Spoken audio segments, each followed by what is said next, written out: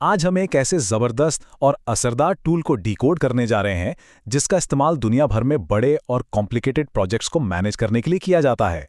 इसे logical framework analysis या short में एलएफए कहते हैं। अब देखिए, गवर्नमेंट एजेंसियों, गैर सरकारी संगठनों यानी एनजीओज और प्रोजेक्ट मैनेजर्स के सामने अक्सर एक बहुत बड़ी और व्यावहारिक समस्या होती है। टाइट बजट और डोनर्स की सख्त शर्तों के बीच किसी बहुत ही जटिल और कई परतों वाले प्रोजेक्ट की सफलता को आखिर मापा कैसे जाए, वो भी बिना कंफ्यूजन या अराजकता में खोए। एलएफए असल में इसी सवाल का बिल्कुल सटीक जवाब है। इस विश्लेषण की रूपरेखा को हम कुछ इस तरह से समझेंगे। सबसे पहले एलएफए का बेसिक परिचय, फिर वर्टिकल लॉजिक, उसके बाद हॉरिजॉन्टल लॉजिक, फिर जानेंगे कि ये मैट्रिक्स बनता कैसे है और अंत में इसकी खूबियां और कुछ सीमाएं। तो चलिए सबसे पहले इसके बैकग्राउंड और परिचय से शुरुआत करते हैं। ये सुनकर थोड़ा आश्चर्य हो सकता है, लेकिन 1960 के दशक में यूएस मिलिट्री ने असल में इस टूल को अपनी जटिल रणनीतियों के लिए विकसित किया था। बाद में डेवलपमेंट प्रोजेक्ट्स को बेहतर ढंग से लागू करने के लिए यूएसएआईडी ने इसे अपना लिया और आज के समय में ये डीएफआईडी और एनजीओज एनजीओज जैसे इंटरनेशनल डोनर्स के लिए एक बिल्कुल अनिवार्य और स्टैंडर्ड रिक्वायरमेंट बन चुका है।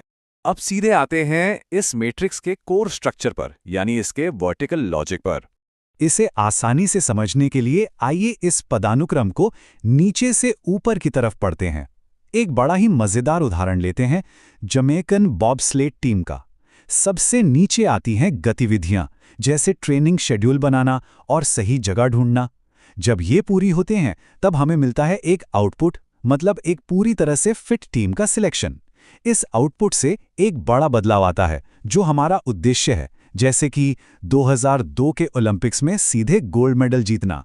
और जब ये सब मिल जाता है तो आखिर में अचीव होता है हमारा सबसे बड़ा लक्ष्य, जो है इंटरनेशनल बॉबस्लेडिंग में जमैका का पूर्ण दबदबा। है ना कमाल का लॉजिक? तो ये था वर्टिकल लॉजिक। अब तीसरे हिस्से की तरफ बढ़ते हैं, यानी हॉरिजॉन्टल लॉजिक। ये हिस्सा तय करता है कि हर कदम की सफलता आखिर नापी कैसे जाएगी। यहाँ अक्सर कुछ भारी भरकम टेक्निकल शब्द सुनने को मिलते हैं, जैसे ऑब्जेक्टिवली वेरीफाइबल इंडिकेटर्स या OVIs। लेकिन इस जार्गन से घबराने की ज़रूरत नहीं है। आसान भाषा में कहें तो ये किसी भी प्रोजेक्ट की कोर मैट्रिक्स हैं। ये ऐसे स्पेसिफिक और मापने योग्य पॉइंट्स हैं जो हमारे काम की क्वालिटी, क्वांटिटी और टाइम लिमिट को डिफाइन करते हैं, ताकि प्रोग्रेस को बिल्कुल सटीक तरीके से ट्रैक किया जा सके। इसी के साथ एक और शब्द जुड़ता है, मीन्स ऑफ वेरिफिकेशन या MOV। इसे अगर एक शब्द में कहें तो ये है सबूत।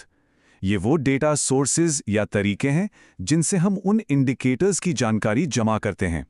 ये साबित करने के लिए कि काम सच में हुआ है। क्या दिखाया जाएगा? कोई सर्वे, कोई सेंसस रिपोर्ट या फिर महज एक अटेंडेंस रजिस्टर? बस यही मीन्स ऑफ वेरिफिकेशन है। यहाँ एक बहुत ही दिलचस्प और क्रूशियल फर्क समझना जरूरी है। एक प्रोसेस इंडिकेटर सिर्फ ये मापता है कि कोई प्रक्रिया हुई या नहीं, जैसे कितने बच्चे स्कूल गए। लेकिन एक इम्पैक्ट इंडिकेटर उस काम के अंतिम परिणाम को मापता है, जैसे कितने बच्चों ने वास्तव में साक्षरता परीक्षा पास की। यह सिर्फ एक एक्टिविटी करने और ग्राउंड पर असली बदलाव लाने के बीच का अंतर है। चलिए इस पूरी हॉरिजॉन्टल लाइन को एक साथ रखकर देखते हैं। इस रीडिंग समर कैंप वाले उदाहरण को देखिए। यहाँ एकदम क्लियर हो जाता है कि नैरेटिव, इंडिकेटर, वेरिफिकेशन और हमारी मान्यताएं आपस में कैसे कनेक्टेड हैं। अगर 500 बच्चे कैंप पूरा करते हैं, जो हमारा आउटपुट है, तो इसका वेरिफिकेशन क्या होगा? समर कैंप का अटेंडेंस रिकॉर्ड। और यहाँ हमारी मान्यता ये है कि बच्चे वास्तव में उन सीखी हुई बातों को लागू करेंगे। हर एक बॉक्स अपने बगल वाले बॉक्स की सफलता को लॉजिकली वेरीफाई करता है।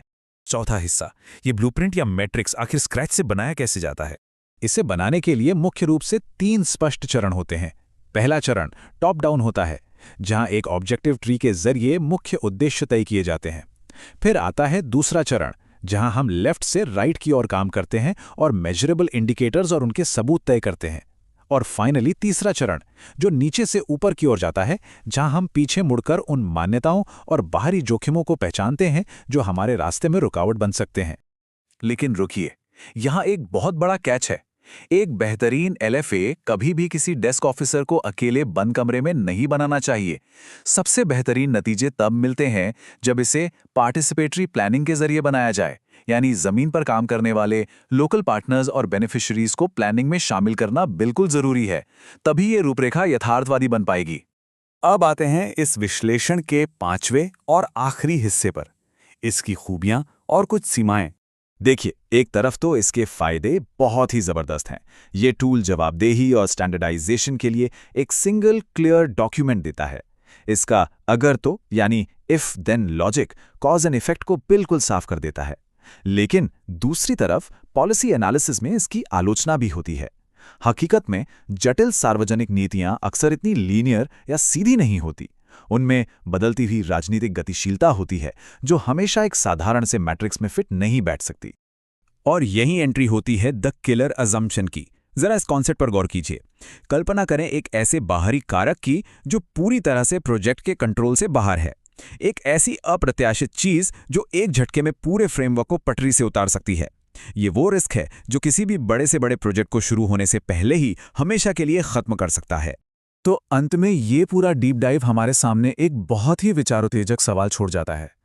अगर कोई इवैल्यूएशन मॉडल पूरी तरह से इतनी स्पष्ट और कठोर मान्यताओं पर निर्भर करता है, तो आखिर आज के आधुनिक विश्लेषक अपनी अप्रोच को कैसे ढाल सकते हैं, खासकर तब जब अप्रत्याशित और बदलती हुई वास्तविकता सामने आकर खड़ी हो जाती है।